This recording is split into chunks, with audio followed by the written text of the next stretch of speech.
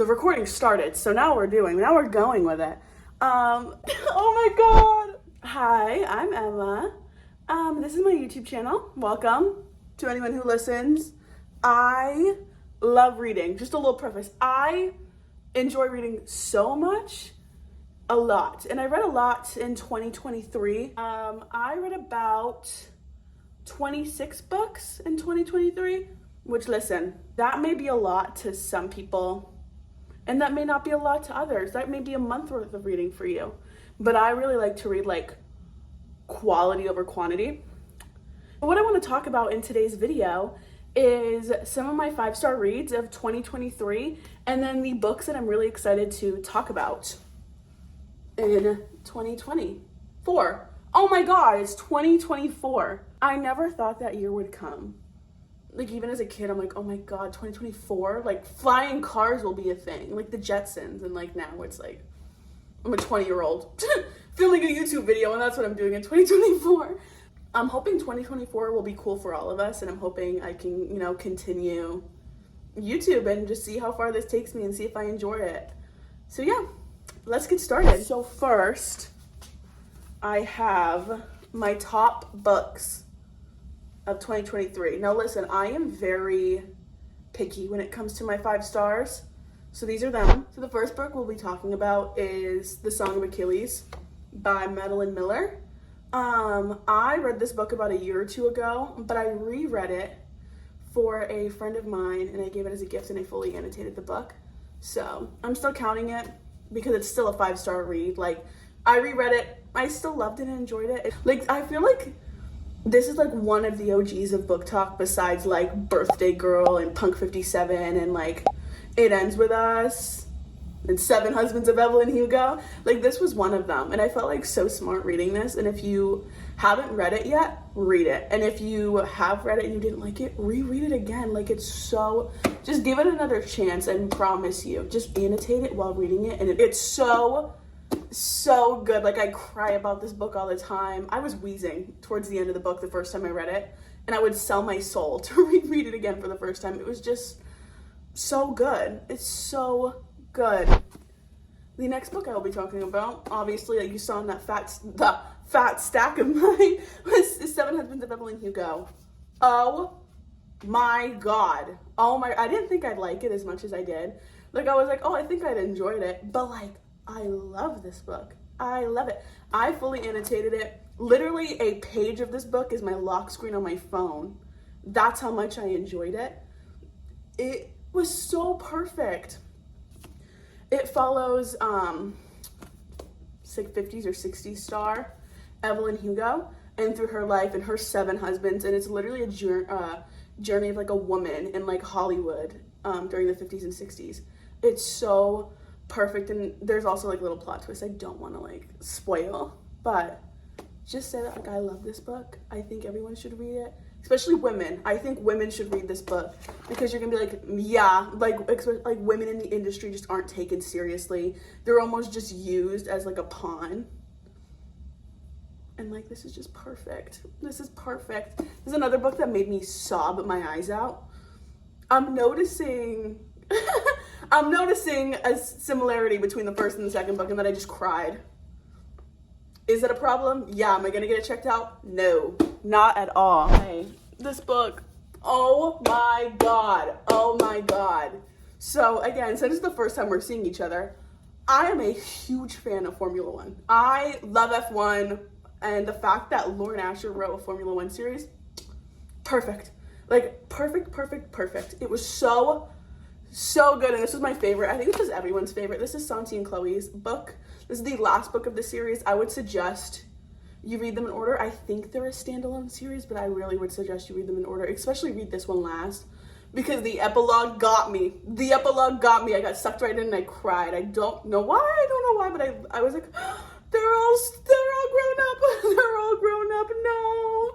I loved it. I loved every single second of reading this book. And this was actually, I read the series like in January, February, and I just started reading everything. I literally went from her Dirty Air series to Dreamland Billionaires like that. Like, I've read all of it.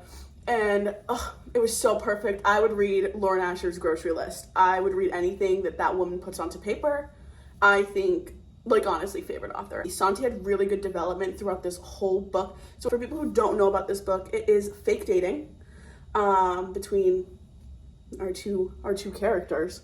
Santi is like going through a lot of problems through this time, so you get to see a lot of his growth through this book, and I think it's so perfect.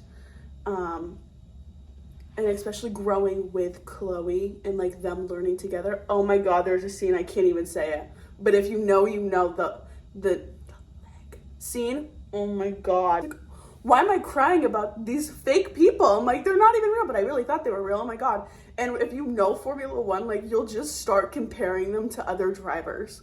I mean, if you're a big fan of Formula One, you'll love this series. And if you love this series, start watching Formula One. I swear to God, it's so good. I love F1. Oh my God, I'll never shut up about the entire Dirty Air series. And last but not least, for my top books of 2023, this book right here.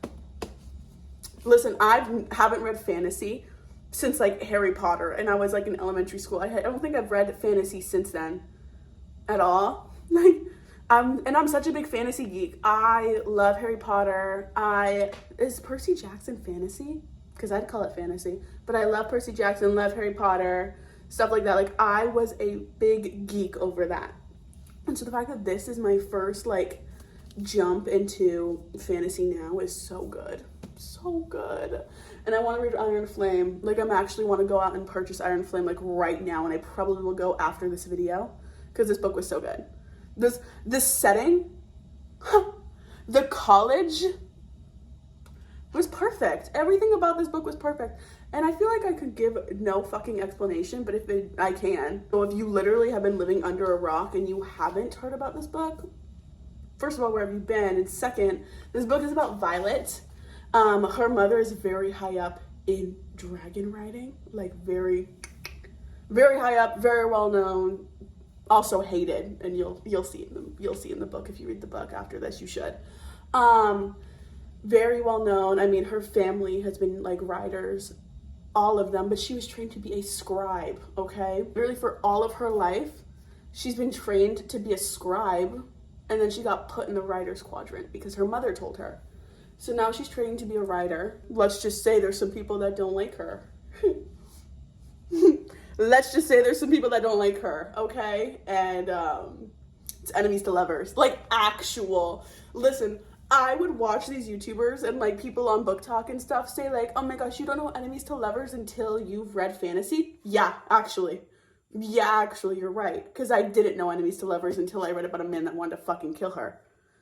Duh. Like, why wouldn't I? You know what I mean? Like, now after reading this, I'm like, I get it. I get it. He wanted to kill her. And now not. Like, oh my God. Enemies to lovers. Like, it's so perfect. Okay, editing Emma here. As I was editing that clip, I realized I completely missed out on an important part of that book, which is literally forced proximity. I think I was so caught up in just gushing about the enemies to lovers fact that I just completely skipped right over that it's literally forced proximity. Oh my God. If you see the way I'm reacting right now and the way I was reacting in that previous clip, and you still don't want to read that book, I do not know what to tell you because it was so perfect. Oh my God. Everything was set up so well. So well. Read that book now. So New Year's Eve, as the ball was dropping, I finished it. It was insane. I loved this book so much. So beautiful. And also, like, look at this cover. Beautiful. Read this book. Literally, if you've not taken anyone seriously up until this point, read this book. Oh my gosh. Oh my God. It's perfect. It's so perfect. Read this book now. We're talking about my top reads of 2023. I want to get into, like, my most anticipated books of 2024. Some of these are like the beginning of series because I'm not bringing out the entire series in the stack. I'll just bring out the first book and talk about it. Because again, I don't want to hold a stack like that big. That just seems unrealistic. It's going to fall on me. So the first book on this list is none other than Addicted series and Calloway Sister series from the Kristen Becker Ritchie. I haven't read this yet. I know. But I'm kind of waiting for the perfect time. I'm hoping summer, maybe summer, who knows. I wanted to read this series a lot earlier, but then I don't know if anyone else has had this issue where you will go and look at the book and then it'll be like pre-order because it's going to be a new cover. I'm obviously not going to buy the old covers if we're making brand new ones, so I basically have to wait. I think the last book comes out. I honestly hear everyone talk about this book and how much, well, not just this book, but the entire series in general and how much they love it. And I just need to be a part of it. I need to know what the hype's about. Let me know if you like it. But like, I need to read this. I need to read this now. Next book, again, this is gonna be so shocking because this author is so loved. But like, I know. I've never read an Emily Henry book. I've never done it. And I have like this book and then like I have another one. Okay, I have not read an Emily Henry book. I know. But I feel like Beach Read is like the perfect place to start just because everyone loves it. Everyone does. I feel like all I see is like 5-star reviews on this thing. Again, this will not be read till summer. Because look at it. You're going to tell me right now I have to read that right now in January? No, I'm reading this in summer. It's actually stunning and I'm so excited. But I just cannot wait. I cannot wait to read this in the summer and I will give you my full review once I do. Oh, I'll let you know.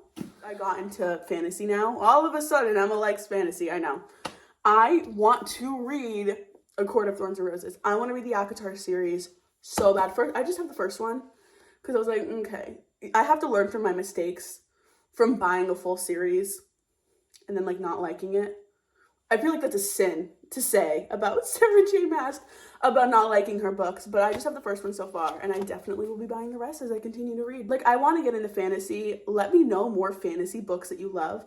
I kind of like fantasy with like a romance subplot. I'm starting to realize. I know this is a loved author, so I will take my time and read this book, okay? And the rest of the series. I feel like this is the perfect start. Again, let me know if you like any other books that are like romantasy. I think that's what they call it. Let me know because, God, I want to start reading more fantasy. I feel like I'm becoming a kid again. You know how online everyone's saying, it's 2014 again, it's 2014 again. Yeah, it is. Because why am I loving fantasy again? Why am I loving fantasy? I feel like I just have been too scared about world building, but goddamn, don't matter anymore because I'm loving it. I'm loving it, okay? Like I said earlier, how I said Lauren Asher, I would read anything she wrote. I haven't read it yet because I was reading Fourth Wing. I literally dropped, I wasn't even gonna pick up this. I finished Fourth Wing first. If that says anything about how much I love Fourth Wing, I didn't even read this yet. I love that all of her books are in the same setting. Like, that's so cool. So yeah, I can't wait to read this book. I'm hoping, don't spoil, I'm really hoping there's like another reference to one of like how in Terms and Conditions, how they referenced the Dirty Air series of hers. I'm hoping they do it again in this one because that I actually jumped out of my seat. I jumped out of my seat and squealed. The fact that Declan was watching Formula One, I screamed. I was like, oh my God, Formula One! I missed the Dirty Air series. I hope that happens here. And then lastly, again, I've been waiting to read this series because she was changing the covers and I'm not going to buy the old covers if I like the new ones. And it's this one. It's my girl Binding 13, okay?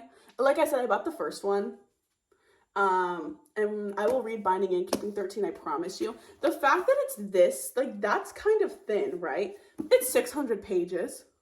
That's 600 pages right there. That does not feel like 600 pages. Everyone basically says that they love the Addicted Calloway Sisters series and they love this one. So I'm just hoping that I love this one too because I want to be in on it. I want to be in on the jokes. I want to be in on the fun. And this is how I'm going to do it. This, again, I will not be waiting to read this book. I will probably be reading it, like, almost instantly. So now that I've showed you all the books that I loved and I want to read, I want to know yours. Like, I want to know because what if you guys want to read something and I'm like, oh my God, wait. That's probably a good idea to read. Like, I want to read that. So, like, let me know down below. Again, thank you so much for listening to me yap for however long this video is. I hope you guys have a great day. Again, let me know your books. Feel free to subscribe. I will be posting more book content soon. and have a nice day. Love you always.